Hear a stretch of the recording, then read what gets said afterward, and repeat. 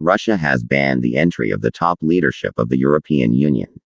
The sanctions apply to those who promoted anti-Russian policies.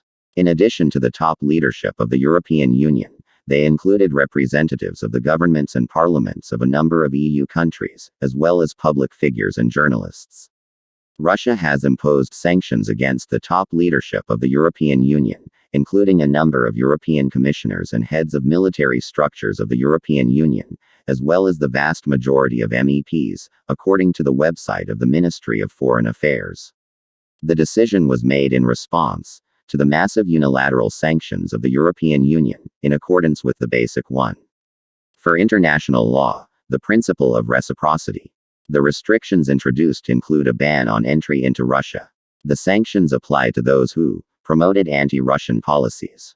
They also included high-ranking officials, including representatives of the governments and parliaments of some countries, members of the European Union, public figures and journalists.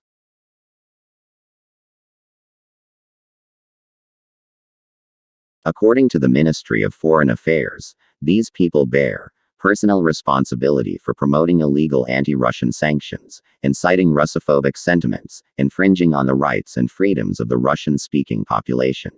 Representatives of the United States of America and the European Union discussed further sanctions against Russia. According to the ministry, Russia has already informed the EU delegation in Moscow about its decision. Since the end of February, the European Union has introduced several packages of sanctions against Russia.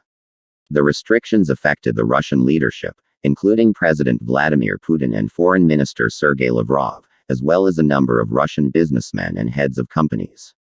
In addition, the European Union banned the supply of aircraft and spare parts to Russia, as well as the export of goods and technologies for the oil industry, aviation and space industries to the country. European citizens and companies are also prohibited from making new investments in the Russian energy sector or supplying equipment for it. An embargo has been imposed on the import of Russian iron and steel. The Russian Foreign Ministry called restrictive measures from the West unprecedented in scale and illegal from the point of view of international law sanctions pressure. According to Dmitry Borichevsky, director of the Department for Economic Cooperation at the ministry, the authors of the restrictions do not understand that Russia is strongly enough integrated into the global economy and that a double-edged sanctions weapon will affect all countries.